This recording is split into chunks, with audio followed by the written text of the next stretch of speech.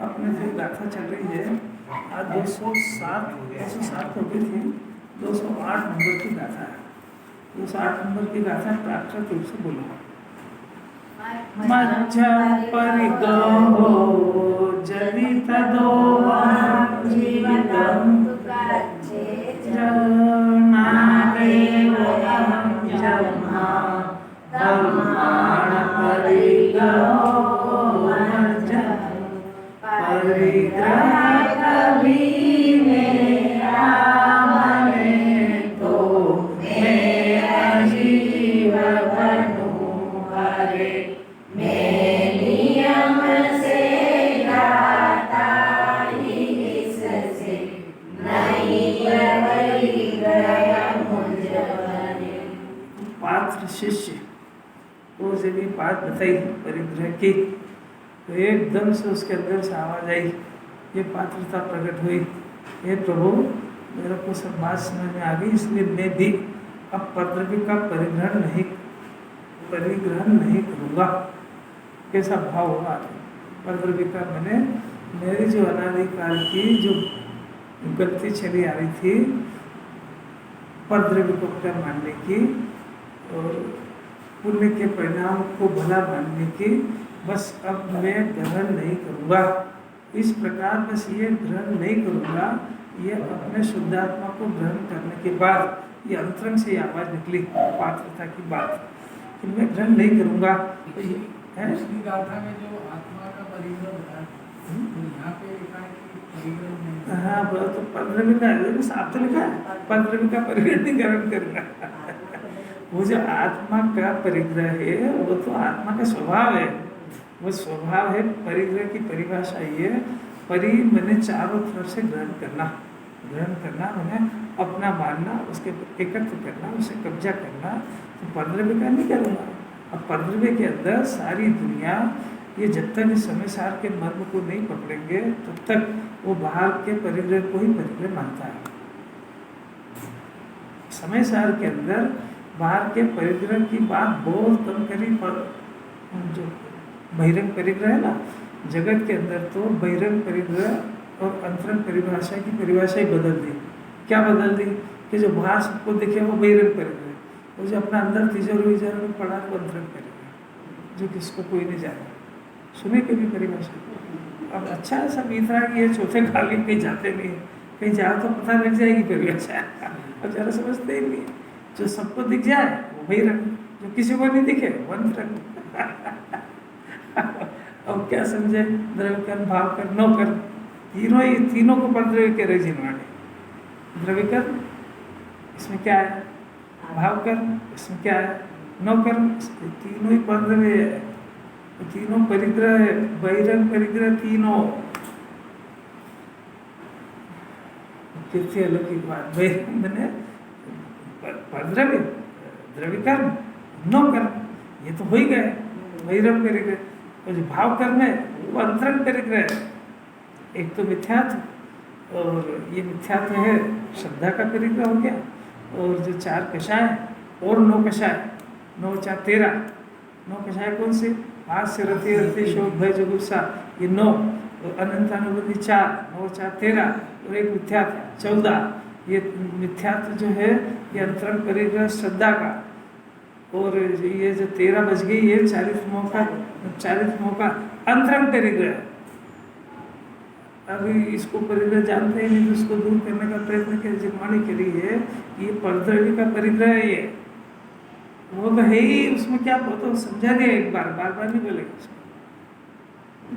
अभी बाहर का परिग्रह समझता बेचारा जीव, वो बाहर के परिग्रह का त्याग कर दिया, आनंद बार कर दिया, वो इसका था ही नहीं, वो समझ ही नहीं पाया पूरा।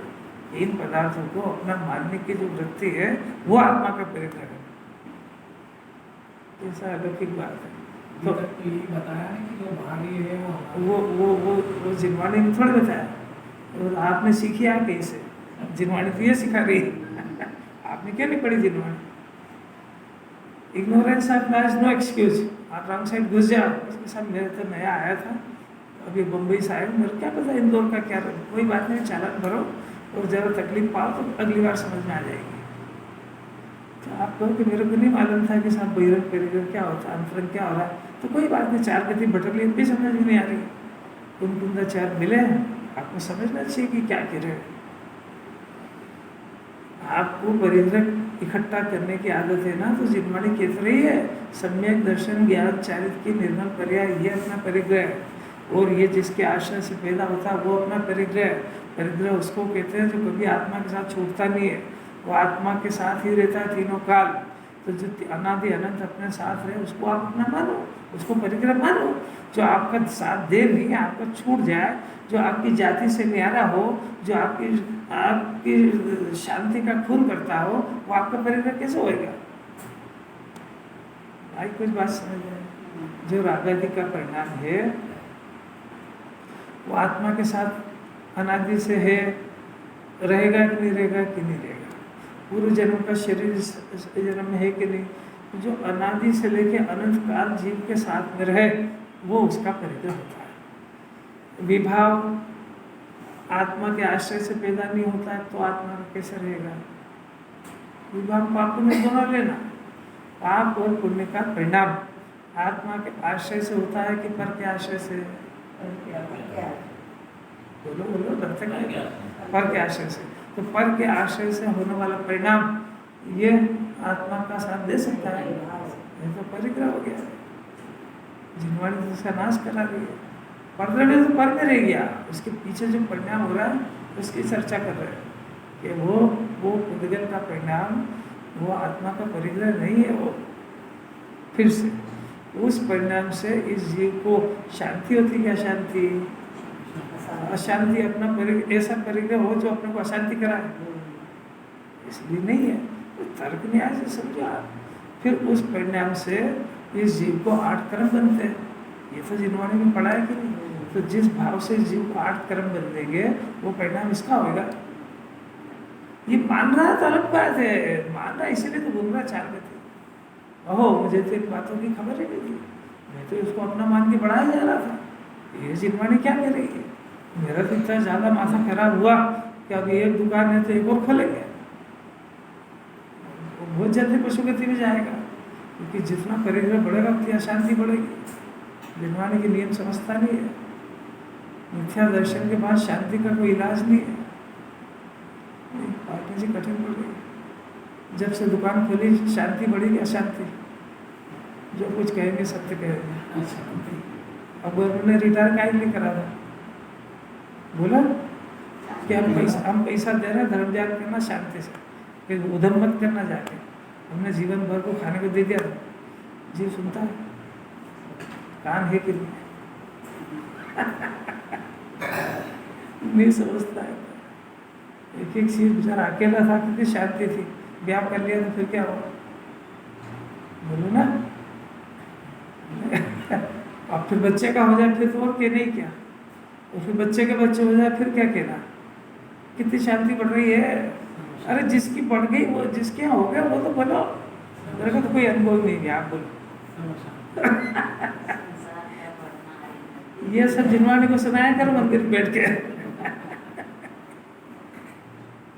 जिनवाणी तो कह रही मनुष्य में हार जाएगा, सम्यक दर्शन हो जाए फिर 96,000 स्त्रियाँ आएगी, घबराना नहीं। एक बार जरा जीने की कला सीख जाए तो फिर तो परिग्रह ये नहीं चाहे तो बढ़ता है। क्यों बढ़ता है? इसलिए बढ़ता है कि सम्यक दर्शन होने के बाद वो चाहता तो है कि मैं आज ही आत्मा में लीन हो जाऊँ, पर नहीं हो पाता है। तो नहीं हो पाता है तो पाप को तो पसंद करता नहीं, तो पुण्य बहुत होता है। तो बहुत होता है तो जब तक अनंत नहीं बनेगा तब तक उस पुण्य का उदय आएगा कि नहीं आएगा? अरे बोलो, आएगा कि नहीं आएगा? तो आएगा तो उसके संयोग में दिखेगा कि नहीं? अब वो कला यही है कि संयोग में उदय खूब आएगा और वो अपने एक को ही नहीं मानेगा। वो अज्ञानी के पास कुछ भी नहीं है तो तड़प रहा है तृष्णा के मारे, और चाहिए और चाहिए और चाहिए। पूजा आराधना किसकी करेगा? जो बिना कपड़े के है। डिमांड क्या है? तेरे अब परिग्रही की पूजा करेगा और परिग्रह की डिमांड करेगा, वो क्या क्या क्या चिन्ह दे इसको। समझदार हो तो समझ जाए थोड़ा सा कि तू जिस देव की पूजा करके आया है उनने सब छोड़ दिया, तेरे को इतनी अकल नहीं है कि तू वहाँ जाके मांग क्या रहा है, रोटी कपड़ा मकान उनके पास ही नहीं था। ये जैन दर्शन की कोई अद्भुत बात है। तो उन्होंने छोड़ दिया, लेकिन वो आशीर्वाद देते हैं। नहीं, उन्होंने छोड़ दिया इसलिए कि आप ग्रहण कर लो। अलौकिक बात। जिन्हें परमात्मा की तो पहली डेफिनेशन है। जिन्हें परमात्मा क्या, मुनिराज की भी। मुनिराज मोक्ष मार्ग में बहुत आगे बढ़ चुके हैं, वो तो केवल ज्ञान की तलहटी पे खड़े हैं। ये दोनों वीतरागी होते हैं। ये न तो किसी को साथ देते हैं, न किसी को आशीर्वाद देते हैं। जो भगवान के स्वरूप को नहीं जानता, उनसे आशीर्वाद मांगने जाता है कि आप आशीर्वाद दे दो, मेरा घर पर अच्छा चले। मूर्ख इनके आशीर्वाद से घर छूटता है, अच्छा नहीं चलता है। फिर बोलूँ क्या बोला, भगवान के आशीर्वाद से क्या होता है? आशीर्वाद ही नहीं देते। इसने जो मांगा उसका क्या होएगा? वो भी नहीं देते। जो कह रहे हैं वो समझना चाहिए कि जिन्हें परमात्मा के आशीर्वाद से ग्रह का त्याग होता है, वो जिनेश्वरी दीक्षा धारण करी जाती है। वो तूने वहाँ जाकर के मेरे रोटी कपड़ा मकान मांगा है उनसे, तो तू भी समझ रहा है कि वो क्या उनका स्वरूप है। वो दीक्षा देने के लिए है। वो नए नए घर का उद्घाटन करने के लिए नहीं कि सबसे पहले जिन्हें भगवान को ले आओ।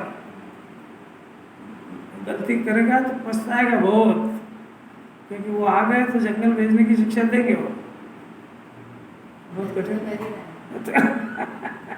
ये सुना नहीं ना बेचारे, ये ना भगवान का स्वरूप सुना और ना इस आत्मा का स्वरूप सुना।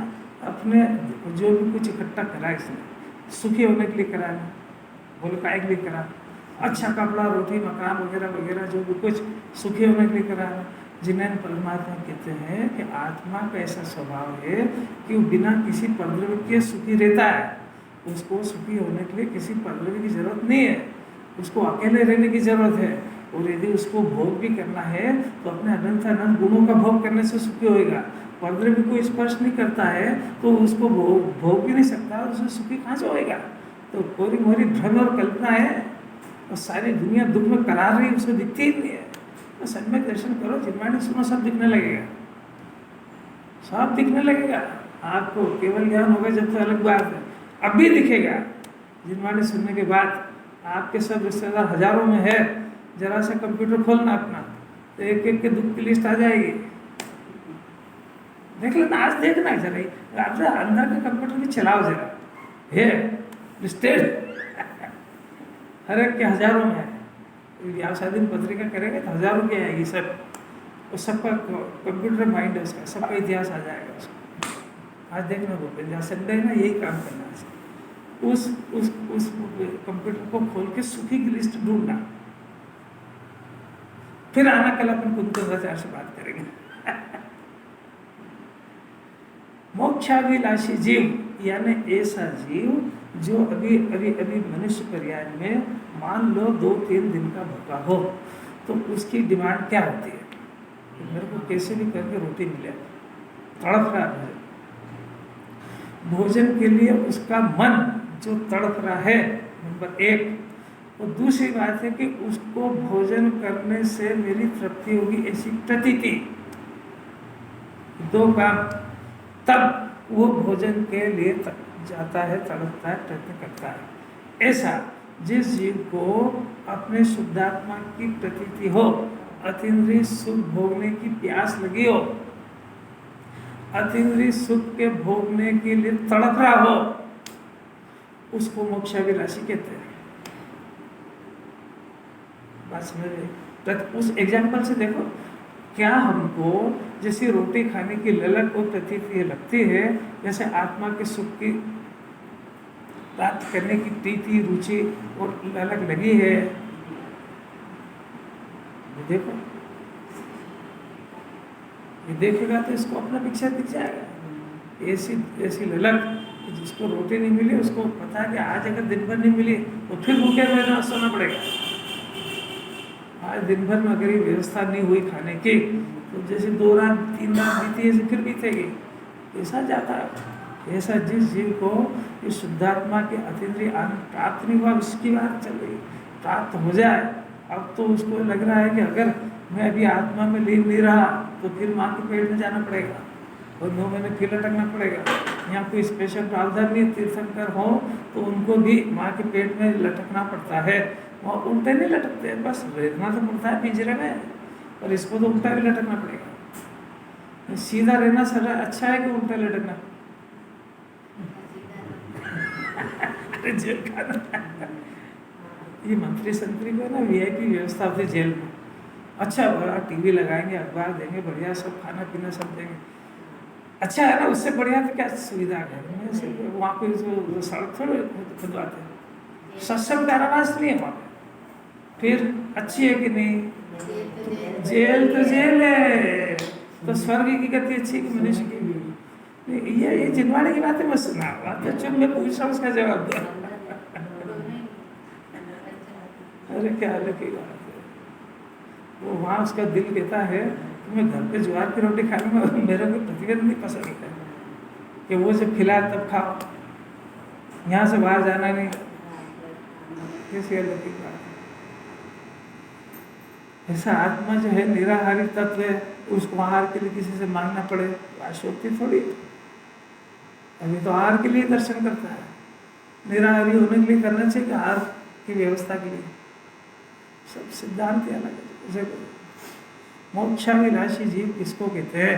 कि जिसको भोजन के बिना जिसको चैन नहीं पड़ती है, ऐसा अतीन्द्रिय सुख के बिना जिसका ज्ञान और मन तरसता है, वो जिन्हें भगवान को देख करके अपने आत्मिक सुख को भोगने की भावना तेजी से बढ़ रही है, भवक रही है, ऐसा जीव मोक्षाभिलाषी यानी सम्यक दर्शन को प्राप्त कर चुका इस गाथा के बाद, तब वो मोक्ष का अभिलाषी होता है। मोक्ष का अभिलाषी माने उसको एक कषाय के अभाव की शांति का जन्म हो गया है, और एक कषाय के अभाव की शांति हो गई है, वो बिल्कुल सुहाती नहीं, उसको अनंत चाहिए, उसका नाम मोक्ष का अभिलाषी। मोक्ष का अभिलाषी माने अनंत सुख का अभिलाषी। तो जो थोड़ा सा सुख हुआ, वो सुख में उसको तृप्ति नहीं होती है। अब तृप्ति नहीं होती है, और मोक्ष के जाने के बीच में, अब देखो ये काल, बीच का काल अजब गजब का है, मोक्ष हुआ नहीं है और सम्यक दर्शन प्राप्त हो गया। इसके बीच में ज्ञानी लोग कैसा विचार करते, ये अंतरंग बात बता रहे इसके अंदर। पहले पात्रता समझ में आई, एक गाथा में इतना चेंज हो गया, अब ज्ञानी का अंतरंग सोचने की विधि बताते। देखो है ना, गाथा तो देखना, यदि परद्रव्य परिग्रह मेरा हो तो शर्त डाले ना, उनके ना ज्ञानी का विचार चल रहा है, उसको भी सिखाया ना पिछली गाथा के अंदर कि परिग्रह पुद्गल का है, अंतरंग बहिरंग सब, सारा परिग्रह बहिरंग तो अपना है ही नहीं, अंतरंग का जो परिग्रह है वो परिग्रह पर द्रव्य है। मेरा हो तो मैं अजीव तत्व को प्राप्त हो जाऊं। विचार कर रहे हैं ज्ञानी, विचार कर रहे हैं कि भाई ये जो है पर द्रव्य यदि मेरा हो जाए तो पर द्रव्य में दोनों ले गए अपन समझने के लिए। एक तो बाहर का परिग्रह, धन धान्य रोटी कपड़ा मकान वगैरह, एक तो ये, और एक पाप और पुण्य का परिणाम। तो अभी वो जो है बाहर का जो धन वैभव आदि है वो जीव है कि अजीव है? अजीव। बहुत बढ़िया। आपको कैसे पता लगा?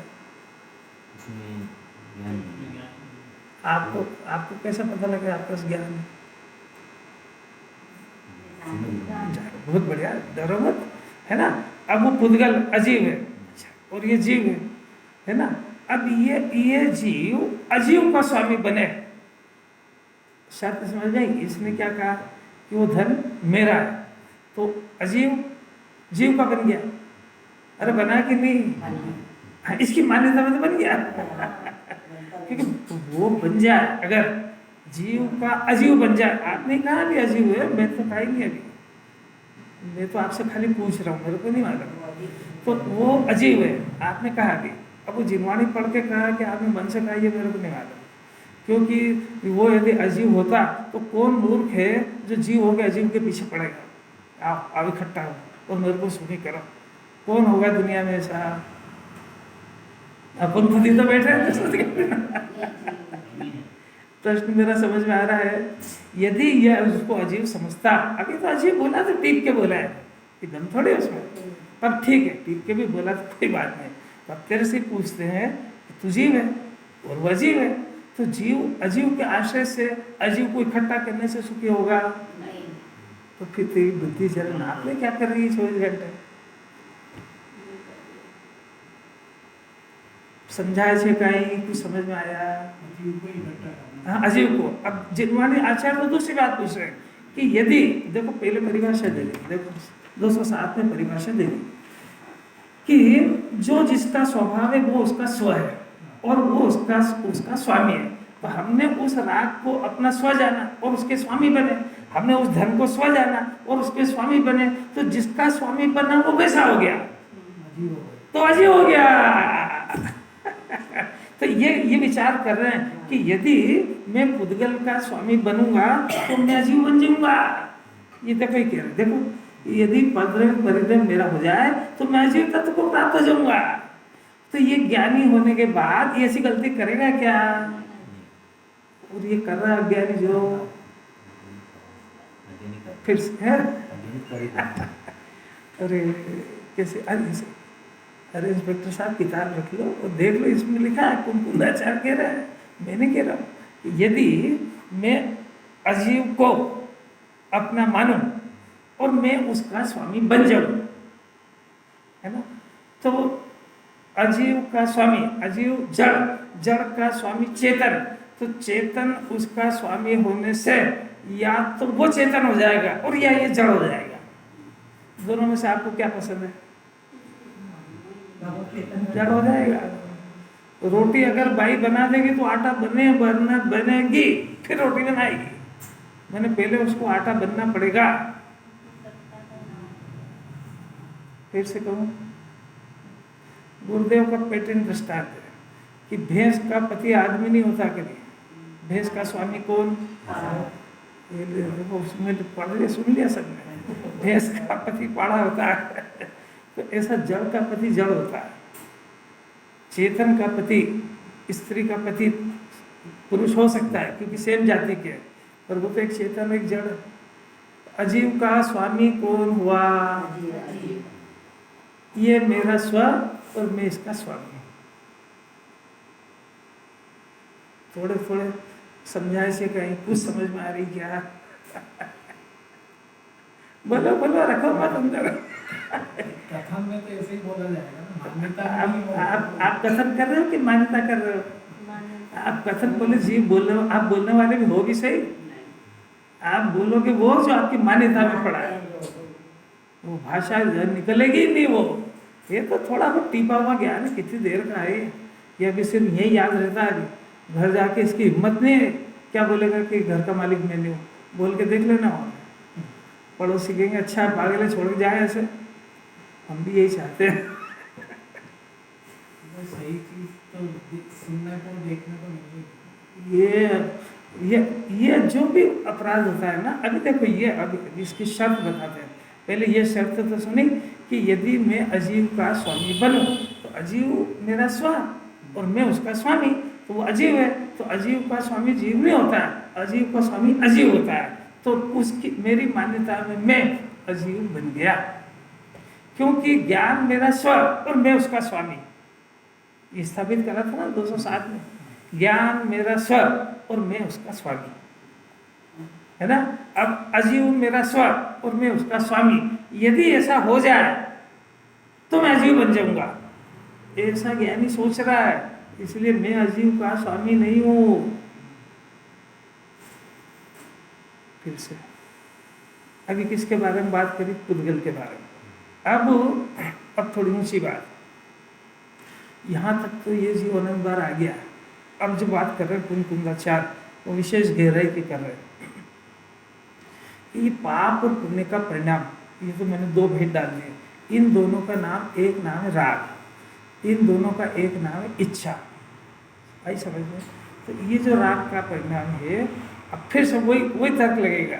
यदि राग मेरा स्व हो तो और मैं उसका स्वामी बन जाऊंगा, ठीक है। अब राग को सिर्फ इस समय सार में कुलकुलाचार्य की ताकत है कि उन्होंने राग को अजीव कहा है, अष्टावधिकार में भी अजीव कहा है, पुण्य पाप अधिकार में भी अजीव कहा है, कर्ता कर्म अधिकार में भी अजीव कहा है।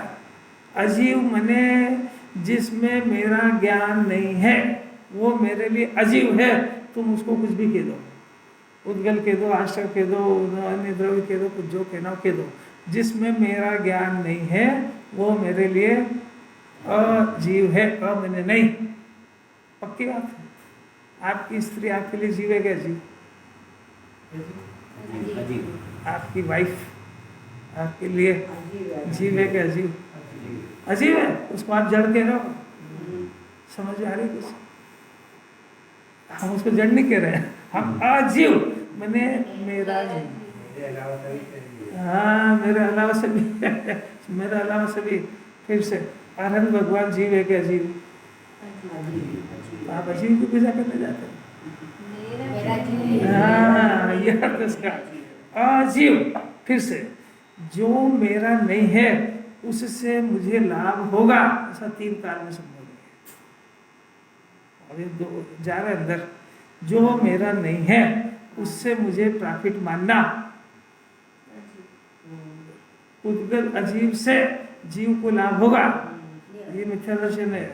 फिर से नहीं होगा तो वो सरल बोल दिया आपने। शरीर अच्छा रहेगा तो धर्म की आराधना होगी। बोलो क्या कहना है? अटक गया ना? इसकी डिमांड क्या? अरे साहब शरीर ही अच्छा नहीं रहेगा, मंदिर में बैठ ही नहीं पाएंगे, पूजा नहीं कर पाएंगे तो कैसे धर्म में जाएगा? इसलिए शरीर तो कंपलसरी है, वो हमारे धर्म आराधना में हेल्प करेगा। कि अजीव जीव को किसी तरह की हेल्प नहीं करता है, बल्कि जीव उससे कुछ लाभ माने तो मिथ्या दर्शन होता है। फिर से शरीर स्वस्थ रहेगा तो धर्म होगा। सम्यक दर्शन की तरफ है कि मिथ्या दर्शन की तरफ? जो कुछ कहेंगे सत्य कहेंगे। फिर से बोलो, विस्तार से। फिर से कठिन बात, कि जो पुण्य का परिणाम है पूजा विधान वगैरह वगैरह का, इस परिणाम से लाभ मानेगा तो मोक्ष के मार्ग की तरफ जा रहा है कि संसार मार्ग की तरफ? किसे पता लग गया आपको? हाँ तो मान लिया तो मान लिया। हाँ, क्योंकि कुंदाचार्य ने इस पूजा पाठ रक्त के परिणाम को पुण्य कहा है और इसको अजीव कहा है, और अजीव को कहा है और हमने अजीव से लाभ माना। तो अजीव से लाभ माना तो जीव ने अजीव से लाभ माना, तो जीव को अजीव से लाभ होगा, नुकसान होगा। ये नहीं होता ना, ये तो न तो इसका अर्थ निकालना किसी को आता है, कोई निकाल के दिखाया जा रहा है, वो गुरुदेव के साथ ही पढ़ा होगा तो ही समझ में आ सकती है उसको। गुरुदेव की बात को समझना मामूली बात नहीं है, नहीं समझता ना तो कुछ के कोसा जोड़ जाड़ा करता है। उनके हृदय को पकड़ना, ज्ञानी के हृदय को पकड़ना, जरा वो डायरेक्शन दे रहे हो इस तरीके से। वो कहते हैं कि पुण्य का लाभ, पुण्य का परिणाम हमको लाभदायक नहीं है, जो हमारा नुकसान करे वो हमारा लाभदायक कैसे हो सकता है? तो जिनवा ने उसको देखो, कई पीछे के पुण्य को आश्रव का तो भी नहीं बैठती बात, आश्रव से संबंध कैसे होगा? अब यह दूसरी बात करें कि हमको ये सिद्ध करना है कि अजीव है, क्यों? क्योंकि इसमें हमारा ज्ञान नहीं है। अब ये अजीव है और ये परद्रव्य है और ये परिग्रह है, तो हमको तो परिग्रह छोड़ने की बात सिखा रहे, परिग्रह ग्रहण करने की सिखा रहे। अजीव को अपना मानना ये तो परिग्रह है। कुछ समझ में आ रहा है क्या? अपन क्या कर रहे हैं ये देखते जाना साथ में, नहीं तो सुनेगा तो मोक्ष मार्ग के ज्ञानी की बात और अंदर में मिथ्या दर्शन को पुष्ट करेगा, जिनमें जवाबदारी नहीं है इसमें। अपनी अगर मान्यता में चल रहा हो तो श्रद्धा और ज्ञान में तत्काल लेकर के और अंदर ही अंदर इसको विच्छेद देने, डिस्कनेक्ट करने की बात सोचना। पार्टी से छोड़ करके और अपनी दूसरी पार्टी बदलने के प्लान पहले से चलते हैं। नौकरी के 10-20 साल बाद ही उसको विच्छेद हो जाता है कि छोड़ के और मेरे को जाएगा सेवानिवृत्त, तो वहीं से मकान बनाने की सब योजनाएं बना लेता है कि नहीं? मन टूट जाता है कि नहीं? तो अभी नौकरी छोड़ी कि नहीं? आटे से बोलते जाओ, नहीं छोड़ी। और मन पलट गया कि नहीं? तो क्या करता है कि अपने रहने की व्यवस्था कर लेता है और अगर उस समय में नहीं करी तो ये सर्विस के बाद में पड़ोसी घर जाएगा, छोड़ देगा तो भी चला जाएगा, नहीं समझ में। तो ऐसा इस जीव को इस जिनवानी शुरू करके अंदर ही अंदर उस परिणाम से विच्छेद करके अपने मोक्ष की तैयारी शुरू करने के बीच डाल देना चाहिए। भले ही रहे यहीं, भले ही अजीब के बीच में रहे, परिवार के बीच में रहे, कैसे रहे, परंतु ये मुझे लाभदायक नहीं है, ऐसा पड़ोसी को घर वालों को सुनाने की जरूरत नहीं है, नहीं तो पागल खाने भेज दे। और अगर ये बात अंदर में नहीं मानी तो जिनवाणी पागल खाने भेजेगी। दोनों में से किसकी रखना है? वो नहीं समझ में क्या क्या होगा। ये अंतरंग बहिरंग के दाव पेच खेलता है कि नहीं? अंदर में कुछ बाहर कुछ, ये भी अंदर में कुछ बाहर कुछ कर लेना ऐसा। अरे करता है कि महिलाओं को समझ में आती है कि नहीं आती? उनका तो रात दिन यही कहा, अंदर कुछ बाहर कुछ। पुरुष में कोई कम नहीं है, वो नहीं क्या पता समझ में आ भी रही कि नहीं आ रही। अरे अच्छा देखो शर्त डाली उनकी, यदि भैया देखो मेरे को बड़ी मुश्किल से तो ये बात समझ में आई कुंकुंदाचार्य की, और मैंने अपने आत्मा के परिग्रह को अपना मान लिया। अब यदि मैं वापस से गलती करूं तो देखो मैं अजीब तत्व को प्राप्त हो जाऊंगा। तो ऐसा अपने विचार में डर लगने लगा, उसको प्राप्त हो जाऊंगा क्योंकि मैं तो ज्ञाता ही हूँ। अरे क्या डिजेक्ट किया आपकी, मैं तो ज्ञाता हूँ। इसका अर्थ क्या हुआ कि यदि मैंने शरीर को और राग आदि के परिणाम को अपना माना और यदि वो सत्य हो जाता तो मेरा बन जाता, वो सत्य हो जाता, यानी राग मेरा हो जाता या शरीर दूसरा संयोग मेरे हो जाते तो मेरी मान्यता को जिनवाणी सम्यक दृष्टि कह देती, परंतु वो तो हुआ नहीं। तो ये ऐसा विपरीतता होने पर भी मैंने ना तो शरीर मेरा हुआ ना राग मेरा हुआ, इसलिए नहीं हुआ कि मैं तो ज्ञाता ही हूँ। मैंने अपने को ज्ञाता नहीं माना अनादि से, तब भी मैं कैसा निकला? मैं तो ज्ञाता ही हूँ, क्योंकि इनका ऐसा हुआ ही नहीं। कैसे अजब की बात है, देखो कैसे लिखा है, ये अजीब को प्राप्त हो जाओ और मैं तो ज्ञाता ही हूँ, मैंने वो पदार्थ तो मेरा बने ही नहीं, मेरा स्वभाव तो छूटा ही नहीं, अतः मैं तो ज्ञाता ही हूँ। इसलिए क्या करें कि इसलिए परद्रव्य रूप परिग्रह, देखो डिसीजन के साथ बात है, ऐसे ही बोले थोड़ी याद करा दिया।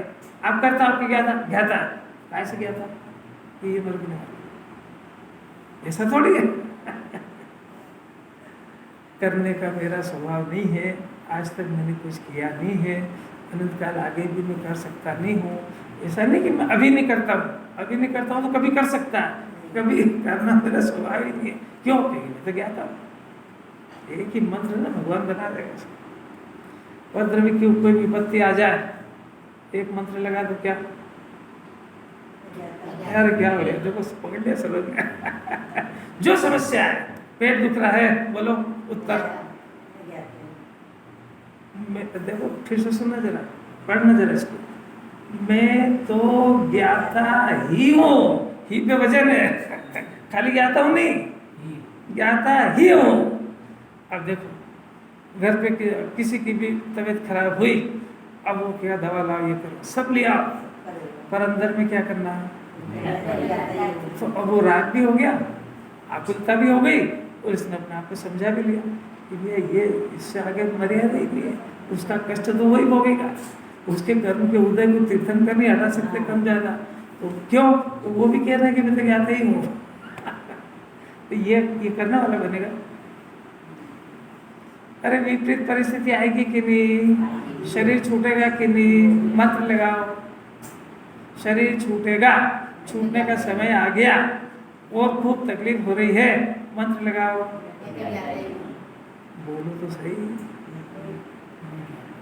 दुकान का दिवाला निकल गया, मंत्र लगाओ, मैं क्या करूँ उसमें? सब कुछ होएगा घर में, कोई बच्चा बीमार भी होएगा, वो बेटे भी आएंगे, वो भी होएंगे, सब होएगा। मंत्र क्या है? इसमें भगवान बन जाएगा, मेरा वो दिख रही नहीं है। इतना जिम्मानी निर्वाह करते, इसका तो इसका रस पीते हुए सुनना चाहिए इसको। वहाँ मंत्र दिया, हो मुझे तो इन बातों की खबर ही नहीं, ये ज्ञाता अभी सुनने के बाद हुआ कि अनादि से ही है? आदि से है। ये का आपने उदाहरण दिया था कि भेड़ों के झुंड में शेर का बच्चा चले। तो ऐसा ये शेर का बच्चा अज्ञानियों के चक्कर में फंस गया, तो वहाँ चिल्लाने लगा कि पुण्य से धर्म होगा, विधान करो, पूजा करो। ये फंस गया वहाँ मूर्खों के चक्कर में। ज्ञानियों के चक्कर में आवाज लगा तो एक ही आवाज, नहीं तो ज्ञाता ही हो। पाप का परिणाम हो तो, पुण्य का हो तो, बीमार हो तो क्या कर सकते? होने तो नहीं हो रहे थे, क्योंकि ये जो हो रहे हैं ये होने वाले हैं। और मैं अनादि रंग ज्ञाता ही प्रारंभ से ही है, नहीं मानता इसलिए चार गति घूम रहा है। एक व्यक्ति खानदान से करोड़पति है, परंतु पिताजी का देहावसान हो गया और धन को बताए बगैर वो भीख मांगने की नौबत आ गई इसकी, और भीख मांग रहा है 2-4-5 साल हो गए मांगते मांगते। अब उसको पिताजी के किसी मित्र ने बताया कि तू तो करोड़पति है और ऐसा है वैसा है ये वो, और उसके बाद में उसको वो धन उपलब्ध हो गया। तो बोलो वो व्यक्ति जितने दिन तक उसने दुख भोगा तब तक वो दुखी था कि नहीं है? अरे ये ज्यादा जिनवाणी गाजर में कहाँ से छोड़ा, हम दुखी था वो बेचारा परेशान हो रहा था, ये टीप टीप का कागज देते, दुखी ही था। यही तो सिद्ध कर रहे, दुखी है। जबरदस्ती क्या बोलते नहीं था। अरे जिनवाणी बीच में घुसेड़ देगा तो जो वास्तविकता है वो तो स्वीकार करो, दुखी ही है। दूसरी बात कि वो दुखी था, अब सुखी है कि नहीं? क्या अब सुखी है? लोग एक दृष्टांत है, तो इसमें से तत्व निकालना है कि उसको यदि पर्याय दृष्टि से देखो तो उतने पीरियड में दुखी था, जितने पीरियड उसको धन का अभाव था उतने पीरियड में दुखी था। पर दुखी के काल में सुखमय था कि नहीं, अब उसको पता नहीं था, ये बात अलग है। समझ में आ रही बात? तो उसको जो दुख था वो उसके धन वैभव का पता नहीं होने की वजह से था। कोई बात समझ में आ रही है? ये जीव सुख की खान है, अरंसित की खान है, अनंत चतुष्टय की खान है, पर ये अंदर है, परंतु ये अनादि से सुखमय होता हुआ इसकी पोजीशन क्या है? सुख के लिए तरस गया, आधी रोटी प्लीज गिव मी, आधा कप चाय प्लीज गिव मी, बच्चा प्लीज गिव मी, कपड़ा प्लीज गिव मी। किन किन के पास इसने भीख मांगी है? कौन सुख की खान? इतना हुआ अवश्य है, परंतु ये ऐसा इसका स्वभाव नहीं है। इसको बताने वाले पंच परमेष्ठी मिले और इसको आत्मा का सुख प्रकट हुआ तो वो दुख के दिन गए, सुख प्रकट हुआ। प्रश्न तो ये है कि अनादि से सुख में था कि नहीं था? तो वो दुख काहे का था कि वो अपने धन का पता नहीं था, तो नहीं होने की वजह से दुखी था, उसकी वजह से नहीं था, अभाव की वजह से। कुछ बात समझ में आ रही क्या? पर्याय में दुखी है ही नहीं तो फिर मोक्षमारी बंद हो जाए। तो दुखी है, दुख के काल में सुखमय है, दुख के काल में मुक्तमय है, अनंत दुख के काल में अनंत सुख की खान है। यही तो गजब है। उसने किसने? आप तो अपनी बात करो। हाँ, मान लिया तो जिनवाणी के अनुसार माना आपने कि अपनी अकल से माना है, तो आप सुखी हो गए, कभी अनंत काल में हो गए। अपनी अकल को रख के आया करो घर। जो कुछ कहेंगे सत्य कहेंगे। बोलो फिर से, बोलो ना। कि मैंने अनादिकाल से संयोग में सुख मान लिया, ये मेरा ज्ञान था। वास्तव में सुख तो मेरे स्वभाव भरा था, पर मैं भी क्या करूं? मेरा कर्म का उदय कहो, कुछ भी कहो, मेरी अज्ञानता कहो, कुछ भी मेरी होनार कहो, मेरे को कोई ये बात समझाने वाले मिलेंगे नहीं। और मैं सुखी होने के लिए गया भी सही सुखियों के पास, तो मेरे को उल्टी पट्टी पढ़ा दी कि तुम ऐसा पुण्य का परिणाम करो, तुम ऐसी क्रिया करो, तुम विधान बनाओ, तीर्थ यात्रा करो, सब साल धर्म को बेचारा वो करने लगा। अब वो जिनवाणी कह रही कि वो मार्ग ही नहीं था। डॉक्टर का दोष है कि पेशेंट का? देखो बोलने में समझ में आने लगी अब। इसने आँख खोल के क्यों नहीं देखा? क्या गजब की बात है, अलौकिक बात है। मुनिराज तो उसको कहते हैं जो सत्य उपदेश दे, वो खोटा ही उपदेश दे दिया उसको मुनिराज कौन कहता उसको? क्योंकि जिन्हें परमात्मा कुंदाचार्य तो कह रहे परिग्रह पढ़ रहे हैं, उसका तो अगर अपना मानेगा स्वामी बन जाएगा, अपना माना तभी कर्ता बुद्धि भी आएगी। तो पुण्य का परिणाम जो होता है ना, कि पुण्य का परिणाम होता है तो ये लगता तो शुभ है, पर पुण्य के परिणाम का कर्ता बनने से मिथ्या तो साथ में होता है। तो पुण्य तो जरा सा होता है और मिथ्या का भाव बहुत बड़ा होता है। खाली गर्दन मिलाना समझना तो सब चाहिए। पूछ लो मेरे से पूछ लो जो पूछना। पुण्य के परिणाम में कर्ता बुद्धि सहित होने से वो पुण्य का परिणाम तो जरा सा होता है। वो बहुत चारित्र्यों का, जिनवाणी उसकी बातें नहीं कर रही है, उसकी जगह भले ही पाप हो तो जिनवाणी को कोई आपत्ति नहीं है, पर मिथ्या दर्शन नहीं होना चाहिए, कर्ता बुद्धि नहीं होना चाहिए उसको। सम्यक दर्शन के खिला पहले पाप और पुण्य के परिणाम का कर्ता बनेगा ही बनेगा, शरीर का कर्ता भी बनेगा ही, 28 मूल गुण पालने का कर्ता बनेगा ही, अजीव का कर्ता बनेगा ही, अजीव का स्वामी बनेगा ही, अजीव के पद को ग्रहण करेगा ही। इतने इज्जत करो जब समझ में आएगी उसकी। अणुव्रत पालने के परिणाम को जिनवाणी परिग्रह के रही है, प्रभाव के रही है, पुण्य के रही है, ये उसका स्वामी बनेगा ही सही, वो भी कोई बात नहीं, उससे लाभ मानेगा ही सही। वो चुपके से मानेगा कि ये खुद तो धर्म नहीं है, क्योंकि अब सोनगढ़ की क्लास में पढ़ ली मैंने, तो पुण्य ये 28 मूल गुण का परिणाम, अणुव्रत का परिणाम धर्म है कि पुण्य है, पर ये पुण्य धर्म नहीं है, पर ये करते करते हो जाएगा, तो फिर वही आ गया। यही समझ, अरे पुण्य करते करते संवर कैसे हो जाएगा, आश्रम करते करते संवर कैसे होगा? तो फिर बड़ी मुश्किल से तो कहना सीखा कि ये पुण्य है धर्म नहीं, तो फिर कहता है कोई बात नहीं, धर्म तो मैं भी नहीं मानता, पर ये करते करते आखिर उसको हेल्प करेगा, इसी हेल्प करेगा कि नाश करेगा? अरे कैसे बोल जाए कि नाश करेगा? ऐसा फिर ज्ञानी को क्या होता है? ज्ञानी को तो होता है वो इसको नहीं करते हैं, वो इसके काल में आत्मा की आराधना करते हैं, तो ये बाहर की इस परिस्थिति देखी जाती है। बात नहीं समझ। डॉक्टर होता है, डॉक्टर कंपाउंडर होता है, तो कंपाउंडर तो जो डॉक्टर ड्रेसिंग करता है तो पास में खड़े रह के देखता और सीखता है, पर डॉक्टर का अंदर में ज्ञान अलग होता है कि नहीं? तो उस घाव की पोजीशन देखता है, मरीज की उम्र देखता है, मरीज की पोजीशन देखता है, वो कितना सहन कर पाएगा, उस टाइप का डोज देखता है, ये उसको कंपाउंडर को थोड़ी बताता है। तो ये सारा ज्ञान घाव को देखने के काल में चल रहा है कि नहीं? वो जो चल रहा है उसको डॉक्टर कहते हैं, वो ड्रेसिंग को डॉक्टर थोड़ी कहते हैं। नहीं आ रही समझ में, कुछ भी नहीं आ रही। तो कंपाउंडर क्या देख रहा है, अरे यार इनने क्या है, वो डेटॉल से धोया इसको और वो पोंछ के पाउडर लगाया, वो पट्टी लगा के बांध दिया, मैं ही कर दूंगा यार, तुम इसके लिए वहाँ जा रहे हो उसके पास, तेरे को थोड़ी पता कि इसको डॉक्टर थोड़ी कहते हैं, डॉक्टर उसको कहते हैं। समझ आ गया दृष्टांत?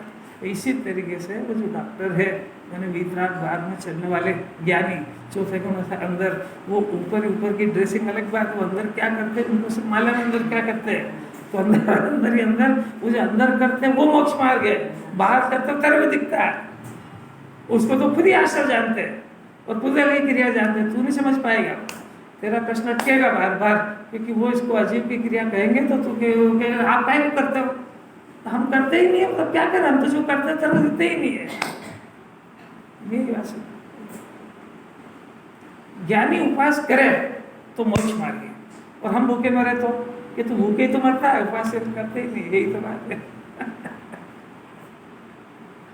मजा नहीं आ रहा है। गोपन जी की दुकान का टाइम हो गया, मैं भी क्या कहूँ। ये